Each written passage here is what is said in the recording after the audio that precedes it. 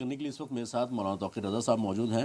हज़रत, जिस तरीके से संभल की शाही जामा मस्जिद के ऊपर अब एक तनाज़ा फैल गया, सीधे तौर पर 19 तारीख को एप्लीकेशन दायर की जाती है कोर्ट में, 19 तारीख को ये लिस्टेड कर दिया जाता है, 19 तारीख को इस पर सुनवाई हो जाती है और 19 तारीख को उस पर आदेश आ जाता है सर्वे के लिए और 19 तारीख को सर्वे भी हो जाता है।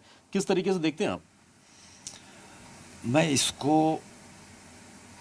मतलब अपने देश के इन मामलात पे जो मजहबी नफ़रतें फैलाने का काम करती हैं, इस पर आंसू बहाने को जी चाहता है। इस पर कोई भी बयान देने का कोई मतलब मैं समझता हूँ कि है नहीं, क्योंकि ये जो कुछ भी किया जा रहा है जानबूझ के किया जा रहा है। दूसरा एक अहम सवाल कुंभ को लेकर है। मेरा सवाल कुंभ पुरी के पीठाधीश्वर शंकराचार्य नीलेशन सरस्वती महाराज का बयान आया है कि सभी मुसलमानों को बैन नहीं करना चाहिए। जो रहीम, रसखान, वैज्ञानिक कलाम, इस तरह के लोग हैं उनका तिरस्कार नहीं होना चाहिए। यानी उन्होंने ये एक तरह से साफ किया कि जो मुसलमान सेकुलर हैं या फिर कलाम डगाबुल कलाम की तरह हैं, इस तरह के जो लोग हैं उनका नहीं होना चाहिए। हर कोई इस तरीके का नहीं होता है। इस पर आपका क्या कहना है? मैं शंकराचार्य जी, मेरी मुलाकात नहीं है, मैं जानता नहीं पहचानता नहीं हूँ। अफसोस की बात है कि बड़े धर्मगुरु हैं, लेकिन मैं उन्हें इतना बताना चाहता हूँ कि वो रसखान हो, APJ अब्दुल कलाम हो या जो भी हो, हिंदुस्तान के मुसलमानों का बच्चा बच्चा अपने देश से प्यार करता है। तो कुछ नाम लेकर बाकी मुसलमानों को आप, इसका मतलब बाकी मुसलमानों का आप तिरस्कार कर रहे हैं एक तरह से, सिलेक्टिव हो रहे कि हैं। इनका से तिरस्कार नहीं होना चाहिए, बाकियों का होना चाहिए।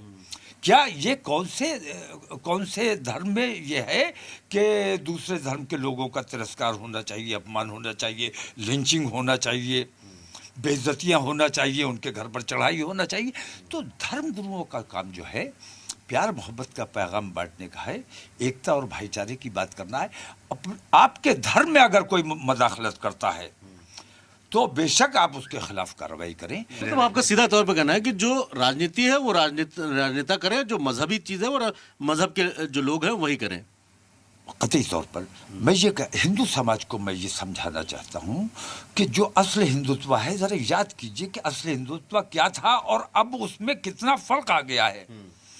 तो जो असली हिंदुत्व था उस पर आपका अमल रहना चाहिए। ये जो नया हिंदुत्व ये लोग पैदा करने की कोशिश कर रहे हैं या उन पर लोगों को चलाने की कोशिश कर रहे हैं, ये हिंदू समाज के लिए बेहद नुकसानदेह है।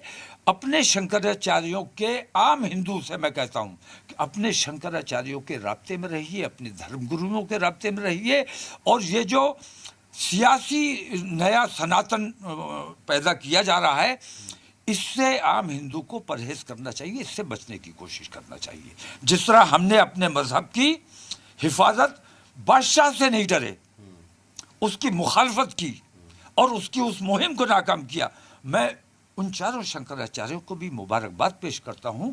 और मुझे याद आता है कि जिस तरह हमने उस वक्त अकबर बादशाह की मुखालफत की थी, उस तरह इन चारों शंकराचार्यों ने इस नरेंद्र मोदी हुकूमत के इस कृत्य की भी मुखालफत की और हुकूमत से बेखौफ होकर उन्होंने बात की। ये मुबारकबाद के मुस्तहिक हैं। चलिए, बहुत बहुत शुक्रिया हमसे बात करने के लिए। जिस तरीके से कुंभ में मुसलमानों की एंट्री की बात हो या फिर संभल में शाही जामा मस्जिद को लेकर उठे विवाद की बात हो, हालांकि 29 तारीख को अब उस मस्जिद का जो सर्वे किया गया उसकी रिपोर्ट सौंपनी है, तारीख है अगली, क्या कुछ निकल कर सामने आएगा, लेकिन कहीं ना कहीं एक माहौल को गर्म करने की कोशिश और कवायद ज़रूर है। वीडियो न्यूज़ महबूब खान के साथ सैयद मुबशर, सलाम TV।